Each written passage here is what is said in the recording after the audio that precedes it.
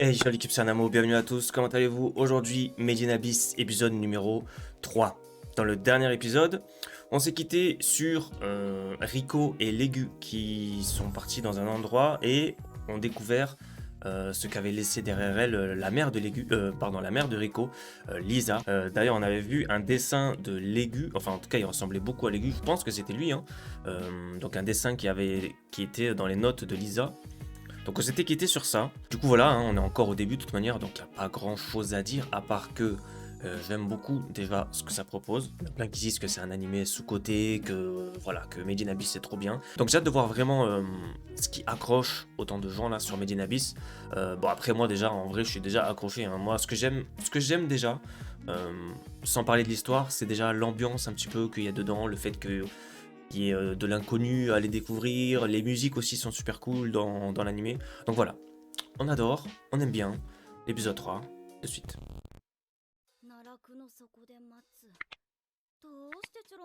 Voilà, dans les tréfonds, je t'attends. C'était une lettre qui était destinée à Rico, voilà, c'est vrai. Bon, ça faisait une petite semaine que j'avais pas regardé le deuxième épisode, du coup, mes souvenirs étaient pas très frais. On avait aussi découvert que les yeux verts qu'elle avait venaient d'une malédiction de l'abysse, apparemment. C'est le gars au sifflet violet qui lui avait appris ça. Parce que, en fait, la mère de Rico, du coup, Lisa, euh, l'avait eu lorsqu'elle était dans les abysses. Si j'ai bien compris, encore une fois.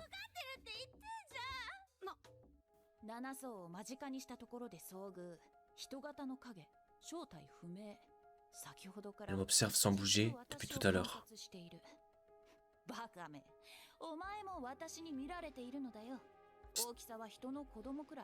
C'était lui alors.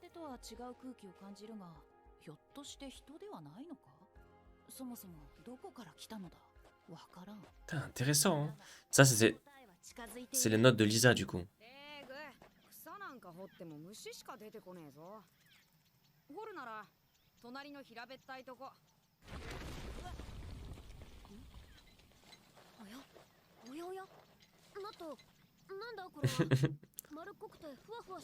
Euh,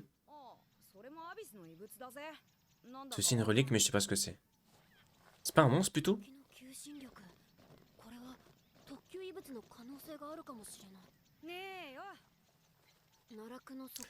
Il y a des réponses au fond de l'abysse. Sur ces reliques. La malédiction de l'abysse. C'est intéressant, n'empêche, hein. On voit rien du tout. Comment est-ce qu'ils descendent petit à petit alors? Ah ouais, mais c'est vrai qu'on a vu qu'il y avait des ascenseurs. Je pose une question, j'y réponds direct. Mais quand on voit le trou comme ça, on se dit, ça a l'air tout lisse les bords. C'est là. Elle est dégoûtée parce qu'elle descend pas plus bas.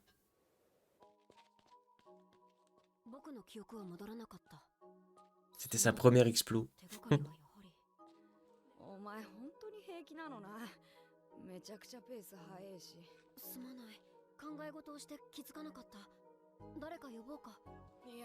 Pourtant, elles sont pas descendues très bas, non? Peut-être que ça fait, ouais, ça fait vraiment un effet sur eux.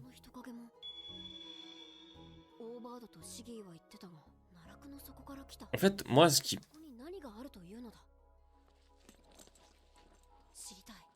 voilà, ce que j'ai envie de savoir, moi aussi, c'est que le fait que on peut pas le percer, on peut pas le brûler. Je crois qu'ils avaient fait des tests là-dessus et bon, du coup, on sait qu'il est pas entre guillemets humain quoi. C'est pas un vrai, en tout cas, c'est pas un humain comme les autres. Il est plus dur, il a des bras en acier et tout. Donc d'où ça vient en fait? Let's go. Il me fume, je sais pas quel âge ils ont. Ils ont l'air tout petits. C'est peut-être ça aussi le fait que peut-être, je dirais, l'animé il a pas beaucoup, il est un peu sous-coté, genre je dirais. C'est vraiment le fait que ce soit des enfants quoi.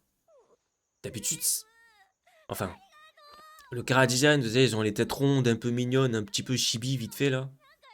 Et donc, moi, je vous avoue, c'est un petit peu ça. Je me suis dit, ouais, je sais pas, ça a l'air bizarre et tout. Mais finalement, l'histoire est... Oh, la mort dégueulasse.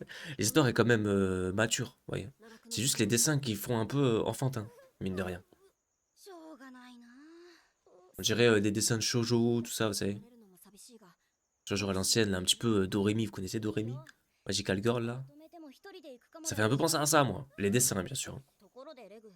Mais alors que l'histoire n'a rien d'enfantin, enfin, pratiquement rien. C'est juste qu'il y a des enfants dedans, quoi. Du coup, lui, il peut descendre grave bas. Il est résistant. Et peut-être que Rico aussi, un petit peu, vu qu'elle a déjà elle a des yeux particuliers et tout. Peut-être que c'est des sortes de mutations, un petit peu.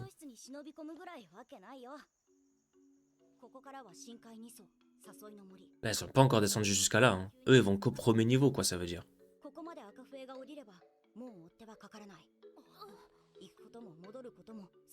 À peine niveau 2, donc hein, les sifflets rouges, ils ont même pas le droit d'y aller. L'air est très instable. La forêt inversée. La grande fissure. Ça devient de plus en plus... Enfin non, j'allais dire ça devient de plus en plus fantaisiste. Plus tu descends dans les abysses, mais en fait c'est pas ça. C'est déjà... L'univers est fantaisiste un petit peu déjà.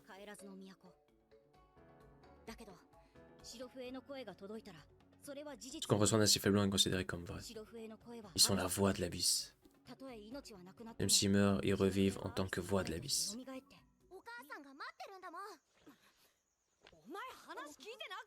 Je crois qu'elle a survécu 10 ans là-dedans. Peut-être rien que ce qu'il en sait lui.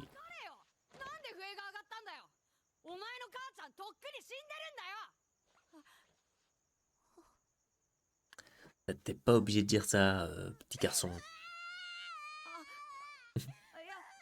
Plutôt maladroit, Nut. Même si peut-être qu'il a raison. Mais en vrai, on a bien envie qu'elle soit vivante. Il s'en va maintenant?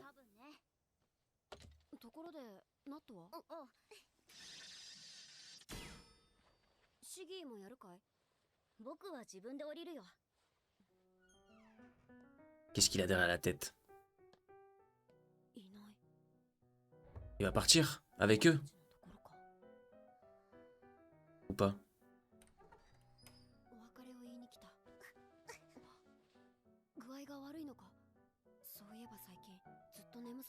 Le pauvre!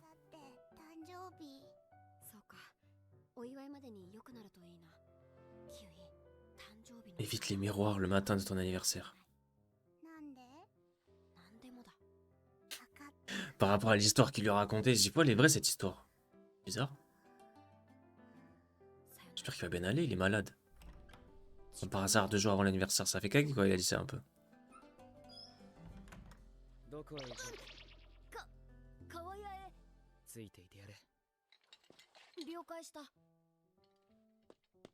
Il fait confiance, hein.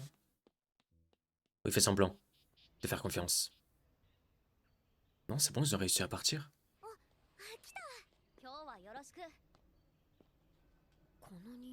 C'est qui?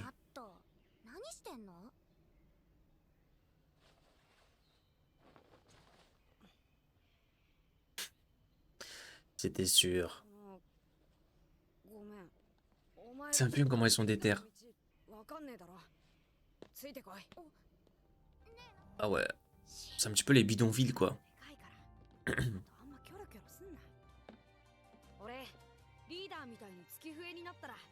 Un sifflet violet.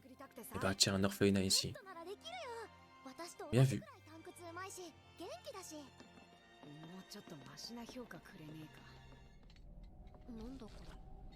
Hein?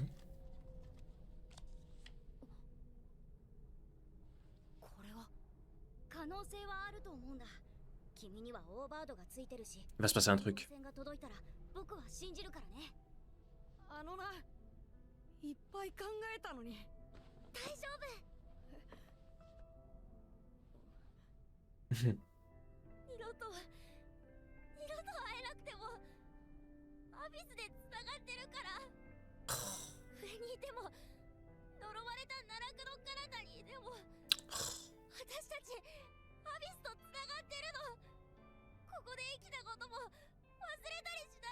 Mais tu vas revenir.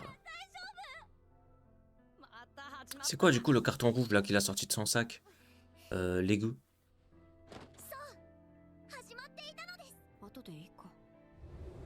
C'est quoi? On verra ça après, il a dit.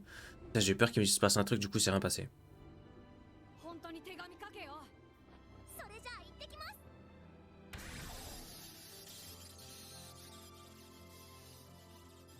Mais son bras va jusqu'à où? Il est méga long.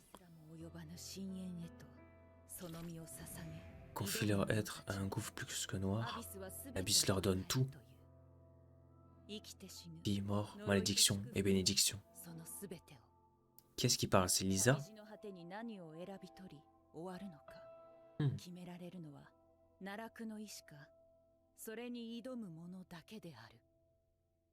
Oh là là.